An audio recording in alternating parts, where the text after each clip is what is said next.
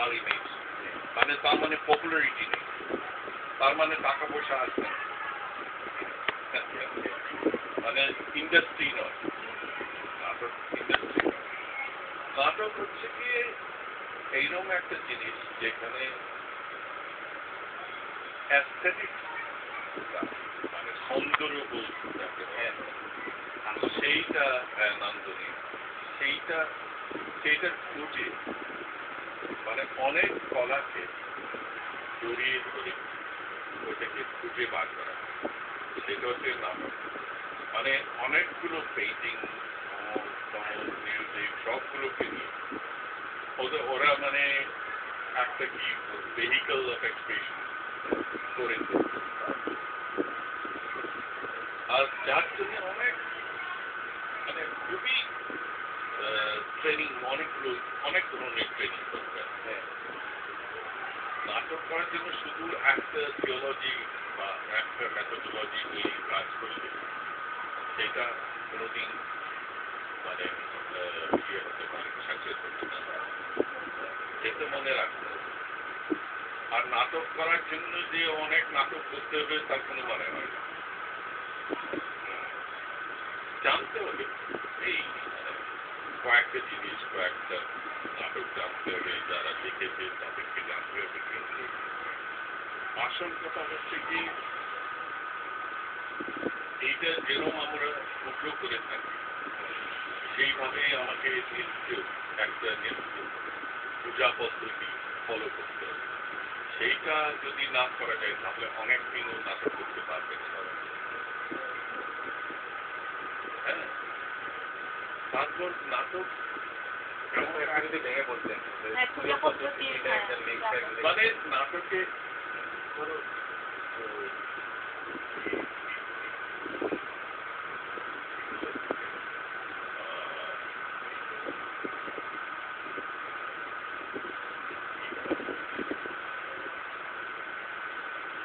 Spiritual মানে আধ্যাত্মিক একটা ইয়ে আছে নাটক। আধ্যাত্মিক নাটক করতে গেলে, কেননা শিল্পকলা করতে গেলে যখন সৌন্দর্য বা নান্দনিক ইয়ের কাছে যেতে হয় মানুষকে, ওর কাছে গিয়ে কিন্তু শেষ হয় না। কেননা যতই কাছে যাবে ততই ও দূরে চলে যাবে। আর এই যে লুকোচুরি খেলা, এই যে নান্দনিক সৌন্দর্য এইসবের সঙ্গে লুকোচুরি খেলার ওই যে পর্বটা, সেখানে উঠতে গেলে ওকে অনেক আধ্যাত্মিক উপাসনা করতেই হবে, তাহলে ওখানে পৌঁছতে পারবে না। যেরকম আমরা পূজা পদ্ধতি করে থাকি, মানে সবসময় কিন্তু ওই যে স্যাক্রিফাইসটা সবসময় মনে রাখতে হবে। খুব ভালো একটা উর্দু শের আছে,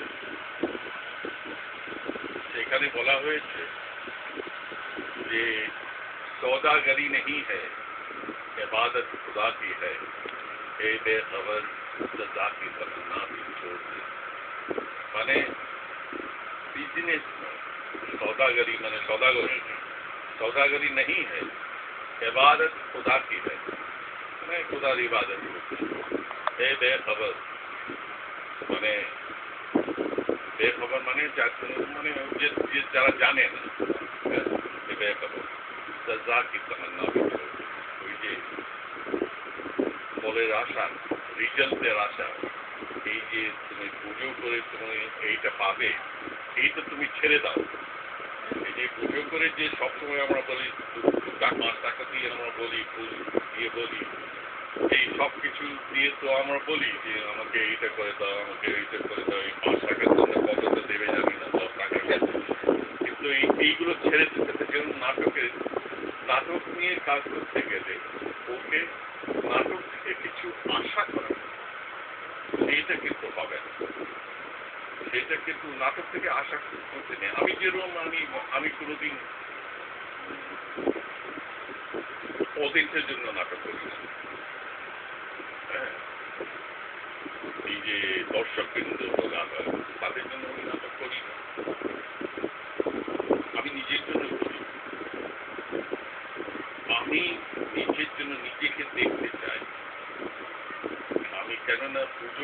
গেলে আমি একাই তো করবো, মানুষকে বসে দেখে পুজো তো করবো না, হ্যাঁ যে আমি পুজো করছি ওইটাই মানে তখন গিয়ে আমার মনে হয় যে অনেকটা জিনিস পাওয়া যায় ক্লিয়ারিটি আছে, কিন্তু কিন্তু একটা কথা সবসময় জেনে রাখতে হবে যে এটা একটা অন্তহীন বলা হয় যাকে, যার কোনো শেষ নেই, তার কোনো শেষ নেই। কিন্তু নাটক করতে গেলে সবগুলো এই যে এতগুলো এই যে 3,000 4,000 5,000 না 6,000 বছরের ইয়ে আছে আর্কিটেকচার, মডেল আর্কিটেকচার মানে জানতে হবে,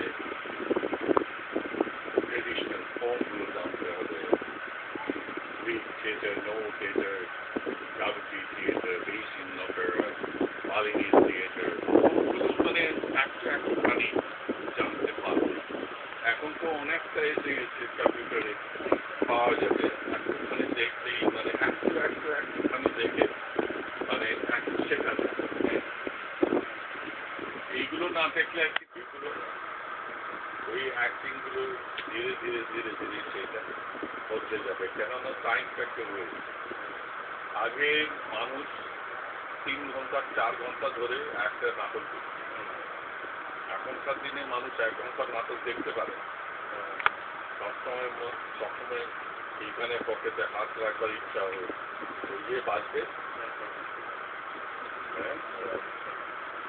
ফোনটা বাজবে, হ্যাঁ ওই মানে ওইটা ওর সাইকোলজিটা আলাদা হয়ে গেছে, ওই সাইকোলজি নিয়ে আমাকে কাজ করতে হবে, ওই যে সাইকোলজিটা হ্যাঁ কতটা মানে আর তাহলে ডিজাইনের উপর কত ইম্প্যাক্ট হয়েছে, কালারের উপর কত ইম্প্যাক্ট হয়েছে, এইসব একটু করে জানলে মানে নাটকে মানে এমন জিনিস নেই নাটকে যেখানে মানে না জানলে আমার এই যদি হয়ে যাবে এইরকম কোনো জিনিস,